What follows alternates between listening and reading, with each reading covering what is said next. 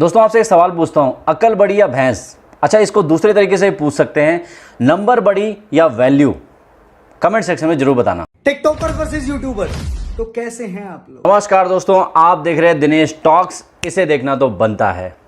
आज मैं देने वाला था न्यूज, लेकिन उससे पहले मेरे दिमाग में एक ज्वाला सी आई और वो ज्वाला थी रोस्ट करने की। इतनी प्रबल इच्छा पैदा हुई मेरी रोस्ट करने की। उसका कारण था एक व्यक्ति, उसका नाम है साहिल चौधरी। तो कैसे हैं आप लोग? This is the Sahil Chaudhary, mister artist. जी हाँ, इन्होंने क्या कहा है वो हम बात करेंगे इस वीडियो में। और हम गाली का यूज बिल्कुल नहीं करते, क्योंकि हम गाली नहीं लॉजिक फेंक कर मारते हैं और वो सही जगह लग जाता है। पहले हम पूरा वीडियो देखते हैं उनका, उन्होंने क्या प्रवचन दिए हैं। उसके बाद पॉइंट बाय पॉइंट उनको समझाएंगे, सिखाएंगे कि बेटा ऐसा नहीं कहते और सही चीज क्या है वो हम बताएंगे। टिकटॉकर वर्सेस यूट्यूबर, तो कैसे हैं आप लोग? अबे तुम कंटेंट की, कम्युनिटी की और टिकटॉक की इतनी बातें तुम कर रहे हो। सबसे पहली बात तो तुम मुझे ये बताओ कि तुम खुद टिकटॉक पे क्या कर रहे हो? ये समझ नहीं आया मुझे। पहला पॉइंट कि किसी प्लेटफॉर्म की बात अगर इन्होंने की है कि कोई भी बंदा किधर भी अपना कंटेंट अपलोड कर सकता है और प्लेटफॉर्म से किसी को भी दिक्कत नहीं है, क्योंकि प्लेटफॉर्म कंटेंट क्रिएटर बनाते हैं, ना कि प्लेटफॉर्म खुद से कंटेंट बनाता है। ना यूट्यूब खुद अपना कंटेंट बनाता है, ना टिकटॉक अपना कंटेंट बनाता है। कंटेंट कौन बनाता है? क्रिएटर। यहां पर क्रिएटर की बात चल रही है भाई साहब, आप उस चीज को देखो। और किन लोगों का मजाक बनाया जा रहा है जो मजाक बनाने के लायक है। मैंने देखा यार, फैजल को रोस्ट कर रहे हैं, रिवॉल्वर रानी को रोस्ट कर रहे हैं, सौम्या को रोस्ट कर रहे हैं, फैजू मंजूर को रोस्ट कर रहे हो। जो अच्छे क्रिएटर हैं टिकटॉक के ऊपर, बिल्कुल भी उनका कोई भी मजाक नहीं बना रहा है, उनकी रिस्पेक्ट हो रही है हर जगह। अपने डांस का टैलेंट दिखा रहा है, मतलब जितने भी अच्छे टैलेंटेड क्रिएटर हैं टिकटॉक पर उनकी सब रिस्पेक्ट कर रहे हैं। लेकिन तुम जैसे लल्ली छल्ली लोगों का ही मजाक बन रहा है। उसका कारण तुमको भी पता है। ये फ्रंट कैमरा में इतना घुस चुके हैं, ये आईना देखना भूल गए हैं। इस बेटी को जब कोई ऑनलाइन देखता और फिर असली में देखता ना, तो उसमें इतना फर्क है। तुम्हारा तो कैरियर ही नकली फिल्टर लगाकर चल रहा है, तो क्या कर सकते हैं। अब देखते हैं कि दूसरा पॉइंट क्या कहा है भाई साहब ने। थोड़ा टिकटॉक, इंस्टाग्राम पे आ जाओ। जितने तुम सबके मिला जुला गए ना, उतने कैसे कहते हैं? फैजू फैजू बात की भाई साहब ने इंस्टाग्राम की। और एक वीडियो में आपको दिखाता हूं जो सिद्धार्थ कनन के साथ मिस्टर फैजू का हुआ था इंटरव्यू। उसमें एक जिक्र आया कि मिस्टर फैजू का जो नाम है, वो फोटो जो है एक पेपर के फ्रंट पेज में आई थी और वहां पर ये बताया गया था कि विराट कोहली और सलमान खान से ज़्यादा इंगेजमेंट इंस्टाग्राम पर मिस्टर फैजू का है, जो काफ़ी अच्छी बात है, काफ़ी प्राउड की बात है उनके लिए। आर्टिकल तो बहुत आया है अल्हम्दुलिल्लाह, मगर एक आर्टिकल जो एक पर्सनल आर्टिकल जो फ्रंट पेज पे एक बड़ा सा मतलब फ्लॉप के साथ में आया है कि फैजू सलमान खान बैंड्रा बॉय बीट्स बैंड्रा भाई, मतलब बैंड्रा छोकरा बीट्स बैंड्रा भाई। तो ये उसकी हेडलाइन थी। उसके बाद में मेरे नीचे एंगेजमेंट है बाकी सेलिब्रिटीज लोग के साथ में, बाकी मेरी पूरी स्टोरी थी। फिर अंदर न्यूज़पेपर में मेरी पूरी स्टोरी। तो मतलब ये मेरे लिए बहुत बड़ा अचीवमेंट है कि मतलब इतनी बड़ी बात है मेरे लिए कि यार मैं ये मुकाम तक का पहुंच गया अल्हम्दुलिल्लाह। तो मैं हमेशा से यही कहूंगा और यही कहता आ रहा हूँ कि मतलब मेरे फैंस लोग का इतना सपोर्ट है अल्हम्दुलिल्लाह, मेरे को इतना हर जगह लोग प्यार देते हैं। लेकिन एक मिनट में रुक गया। मैंने सोचा कि क्या नंबर गेम अगर देखा जाए तो क्या दीपक कलाल को पूरी इंडिया नहीं जानती होगी? मैं दीपक कलाल आपको एंटरटेन करूंगी फैंस। क्या राकेश सावंत को पूरी इंडिया नहीं जानती होगी? लाइट दो ना यार, प्लीज ऐसा मत करो। और जहां जहां वो पोस्ट कर दे वहां पर क्या एंगेजमेंट नहीं आती होगी? तो अब ये है कि मैंने जाकर देखा उनका कमेंट सेक्शन। अभी रिसेंटली जो उनकी बातें आई है उसके बाद आप देख सकते हैं कि उनको प्यार करने वाले कितने लोग हैं।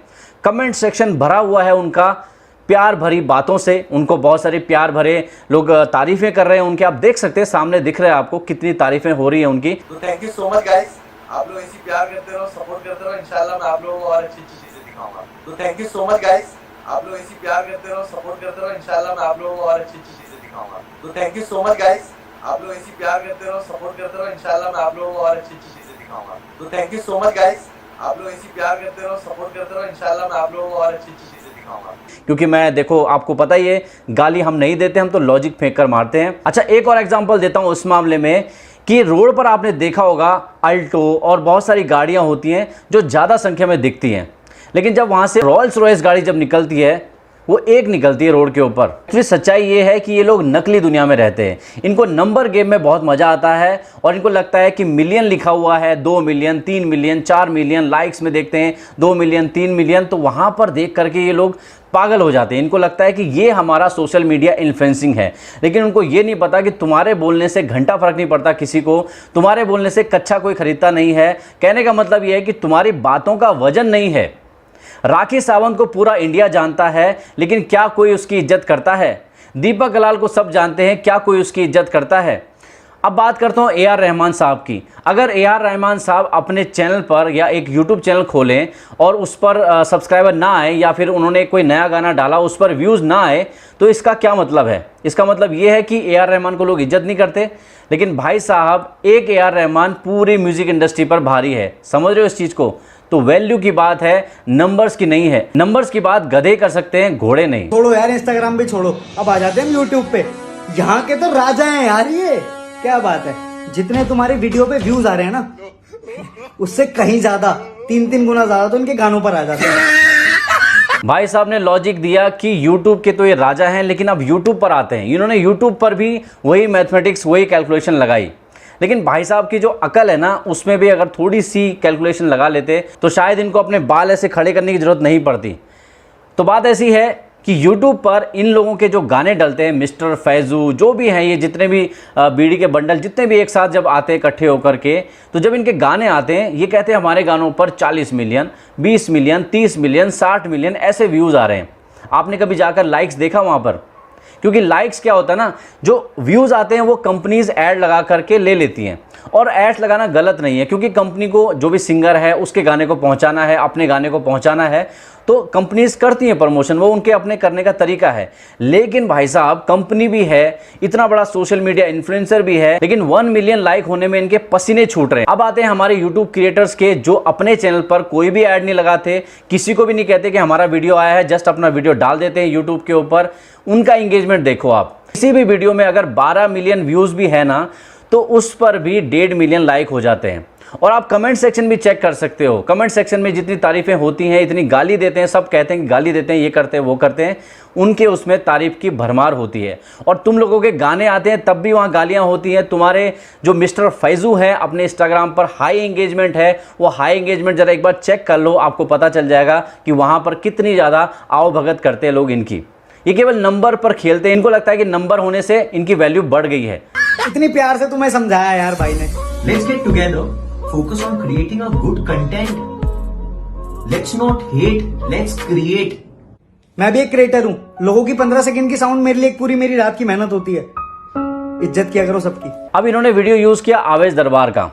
जब मैंने आवेश दरबार का वीडियो देखा था, मुझे लगा था भाई ने थोड़ी बहुत सेंसिबल बात की है, और मुझे कहीं ना कहीं ये जरूर लगा था कि इसने बायस बात कही है टिकटॉक की तरफ, और मैंने कहा भी था वीडियो में। लेकिन अब जाकर आप उस वीडियो पर जाकर देखेंगे तो 80,000 तो लाइक हैं और 1,30,000 डिसलाइक हैं। कहाँ है वो इंगेजमेंट, कहाँ है वो फैन फॉलोइंग, कहाँ है वो फेस वैल्यू? तो वैल्यू की बात हो रही है, तुम्हारे नंबर की बात नहीं हो रही है। भाई साहब, एक एग्जांपल और दूंगा। अगर आलू मार्केट में ज्यादा दिख रहा है, ज्यादा बिक रहा है, इसका मतलब ये नहीं है कि वो आम से ज्यादा मीठा हो गया है। अब पूरा वीडियो देखने के बाद मुझे लगा इस भाई को पंप किसने दिया, इंजेक्शन किसने दिया, जो इसको ये वीडियो बनानी पड़ी। फिर मेरी नजर गई इस फोटो पर। गौर कीजिए दोस्तों, ये पावर यहीं से आ रही है, और भाई के चेहरे पे चमक देखो, वो पावर लेने के बाद कितनी चमक गई है।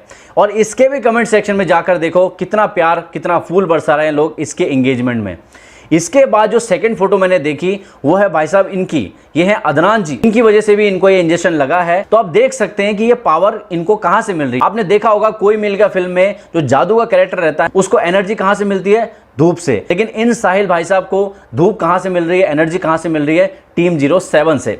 तो कहने का मतलब यह है कि उनका साथ देने के चक्कर में अपनी भी लुटिया डुबा रहे हैं। दोस्तों, इज्जत और इंसल्ट में एक ही फर्क है कि एक बनाई जाती है और एक होती जाती है, होती जाती है, होती जाती है। तो इनकी हरकतों की वजह से इनकी जो इंसल्ट है वो होती जा रही है, होती जा रही है, होती जा रही है, होती जाएगी।